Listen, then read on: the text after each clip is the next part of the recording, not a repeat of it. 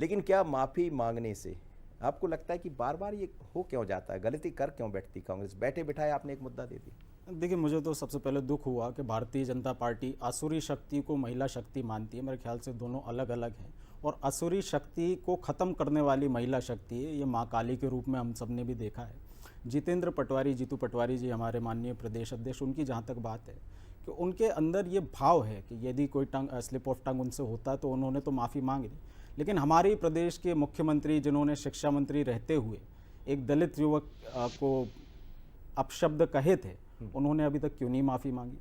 कैलाश विजयवर्गीय जी जो कभी महिलाओं को शूर्पणखा बताते हैं, कभी बताते हैं कि ऐसे कपड़े महिलाओं को पहनने चाहिए जिससे श्रद्धा निकले, वो बताते हैं कि महिलाओं की लक्ष्मण रेखा क्या है, उस पर उनको कब माफ़ी मांगनी चाहिए? मेरे ख्याल से भाजपा को इस बात को बताना चाहिए। और हमारे दलित समाज के जो राष्ट्रीय अध्यक्ष हैं, उनके बारे में भाजपा के नेता आराध्य ज्ञानेंद्र, उनका कहना है कि ये दलित समाज के व्यक्ति हैं, ये काले इसलिए क्योंकि ये जल गए हैं। इस तरीके की टिप्पणी यदि दलितों, मैं स्वयं दलित समाज से आता हूं साहब, भारतीय जनता पार्टी के नेता कभी हमें कोटे वाला कहते हैं, कभी हमें, और इनके अधिकृत प्रवक्ताओं ने, हमारे पास प्रमाण है, हमने तो कभी ऐसी बात नहीं कही, कभी कहते हैं तुम्हारे सरनेम से तुम्हारा ज्ञान पता चलता है। तो ऐसे लोगों की जो ट्रेनिंग होती है भारतीय जनता पार्टी में, संभवतः ये उनको बताया जाता है कि दलित समाज के लोगों को कैसे ट्रीट करना है। इन्हीं इमरती देवी जी पर आ जाते हैं। यही इमरती देवी जी जब हमारी सरकार में मंत्री थी, एक इनका वीडियो वायरल हुआ था, ये नृत्य कर रही थी, गाना एक पॉपुलर चल रहा था, उस पर भाजपा के नेताओं ने कैसी कैसी घृणित टिप्पणी की थी। पंकज जी तो डिफेंड कर रहे थे उस समय, उन्होंने भी प्रश्न किए थे भाजपा के नेताओं से।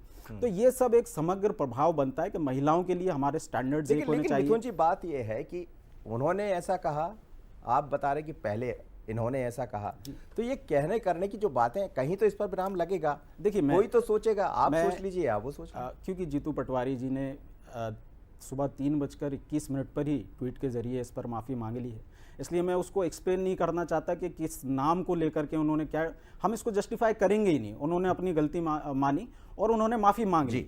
अब बताया जा रहा है एफआईआर कराई जा रही है, इलेक्शन कमीशन में भी जाएगा तो उसकी विवेचना भी होगी कि क्या वाकई में उन्होंने किसी को दलित मानकर या महिला मानकर के टिप्पणी की है। लेकिन मेरा एक भाव ये है कि भाजपा के नेता जब स्वयं महिला वर्ग को लेकर के टिप्पणी करते हैं, जैसे उदाहरण के लिए अभी इनके महिला मोर्चा ने, मैं केवल 10 सेकंड ले रहा हूं, इनके महिला मोर्चा ने जो प्रदर्शन किया उसमें चूड़ियां फेंकी गई। मतलब चूड़ियां क्या कमजोरी का प्रतीक आप लोग मानते हैं? हम तो मानते हैं चूड़ियां पहनने वाली बहुत शक्तिशाली होती है, लेकिन इस तरीके की जो ट्रेनिंग है वो बताती है भाजपा महिलाओं के बारे में क्या सोचती है, और समय समय पर इनकी सोच सामने आती है।